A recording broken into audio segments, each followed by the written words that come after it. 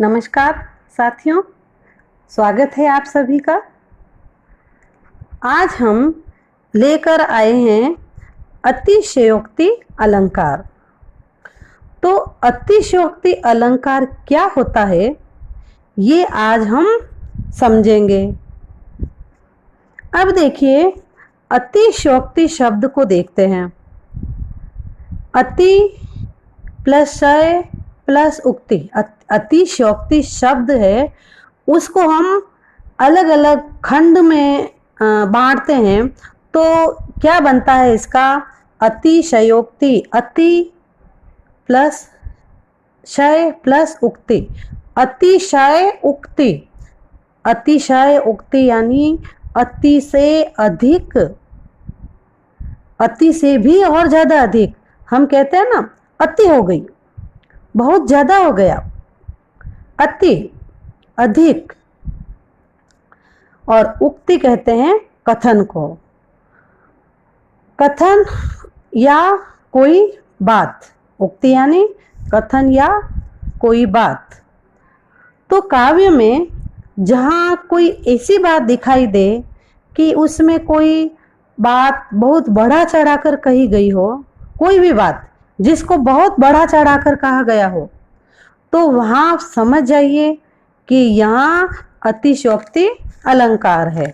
जहाँ पर भी काव्य में लगे या कहीं किन्हीं पंक्तियों में लगे कि ये बात है, इस बात को तो बहुत ज़्यादा बढ़ा चढ़ाकर बताया गया है, तो वहाँ हम समझ जाएंगे कि यहाँ अतिशयोक्ति अलंकार है। अतिशयोक्ति का अर्थ है अतिशय कथन या बढ़ा चढ़ाकर कही गई बात। तो देखिए, अतिशयोक्ति अलंकार की परिभाषा देखते हैं। तो जहां पर किसी व्यक्ति या वस्तु का वर्णन इतना बढ़ा चढ़ाकर किया जाए कि वह लोक मर्यादा का उल्लंघन कर जाए, यानी बहुत ही ज्यादा बढ़ा चढ़ाकर कोई बात बोल दी जाए, वहां अतिशयोक्ति अलंकार होता है। अर्थात किसी कथन को सामान्य रूप में प्रस्तुत न कर उसे बहुत बढ़ा चढ़ाकर प्रस्तुत किया जाए। यानी जहाँ किसी गुण या स्थिति का वर्णन बहुत बढ़ा चढ़ाकर किया जाए, चाहे किसी व्यक्ति का गुण हो या किसी वस्तु का गुण हो, उनका इतना बढ़ा चढ़ाकर वर्णन किया जाए कि वो लोक मर्यादा को पार कर जाए, तो वहाँ अतिशयोक्ति अलंकार होता है। तो देखिए, उदाहरण के माध्यम से अतिशयोक्ति अलंकार को समझते हैं। देखिए पंक्तियां, हनुमान की पूंछ में लगन न पाई आग, हनुमान की पूंछ में लगन न पाई आग, लंका सिगरी जल गई, गए निशाचर भागे।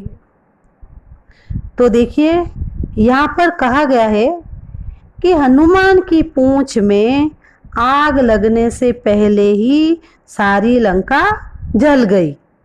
हनुमान की पूंछ में लगन न पाई आग, हनुमान की पूंछ में आग लगने से पहले ही सारी लंका जल गई और सभी राक्षस भाग गए। गए निशाचर भागे, सारे राक्षस लंका से भाग गए। अब देखिए, जब आग ही नहीं लगी है ना, यानी हनुमान की पूंछ में आग ही नहीं लगी, तो सारी लंका जल कैसे गई, है ना? और निशाचर कैसे भाग गए?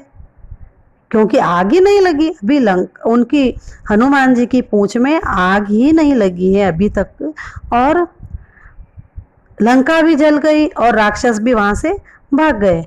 यह हनुमान की पूंछ में आग लगने और लंका दहन का बढ़ा चढ़ाकर वर्णन किया गया है।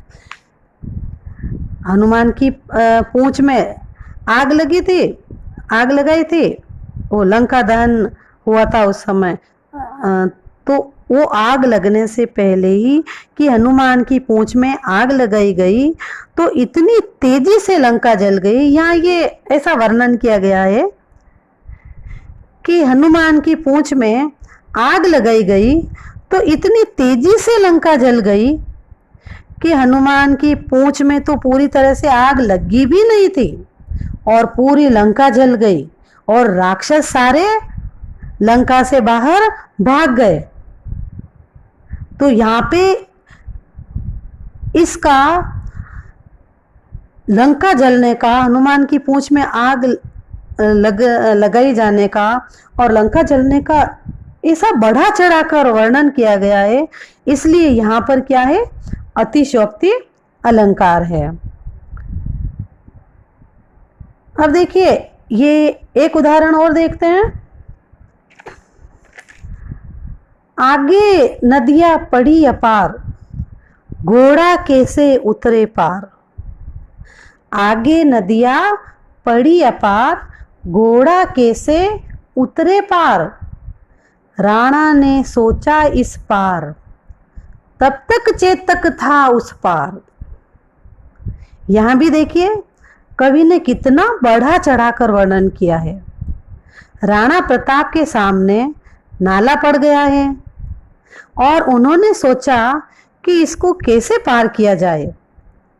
तब तक तो देखिए चेतक नाले के उस पार भी पहुंच गया है ना। तो अब देखिए राणा प्रताप ने केवल सोचा है ना, केवल वो सोचा उन्होंने कि नाला कैसे पार किया जाए, और चेतक तो देखिए वो इधर सोच रहे हैं, जब तक तो चेतक तो नाला पार कर चुका था, नाले के उस पार पहुंच गया। तो यहाँ चेतक के नाला पार करने की घटना को कवि ने इतना बढ़ा चढ़ाकर कहा है कि इससे काव्य में सौंदर्य उत्पन्न हुआ है और यहाँ पर अतिशयोक्ति अलंकार है ना। क्यों है? क्योंकि इधर तो केवल राणा सोच रहे हैं नाला पार करने की और उधर चेतक तो नाला पार कर भी चुका और नाले के उस पार पहुंच गया है। तो यहाँ बहुत इस घटना का यहाँ काव्य में बहुत बढ़ा चढ़ाकर वर्णन किया गया है, इसलिए यहाँ पर क्या है, यहाँ अतिशयोक्ति अलंकार है। तो उम्मीद करते हैं अतिशयोक्ति अलंकार को आप समझ चुके हैं। वीडियो पसंद आए तो लाइक करें, अपने दोस्तों के साथ शेयर करें और हमारे चैनल को सब्सक्राइब जरूर करें। और कोई भी वीडियो आप देखें, कुछ समझना चाहते हैं अच्छी तरह से, तो आधा अधूरा नहीं देखें, वीडियो पूरा देखेंगे तो आपको पूरी बात समझ में आएगी। तो मिलते हैं अगले वीडियो में, तब तक के लिए जय हिंद।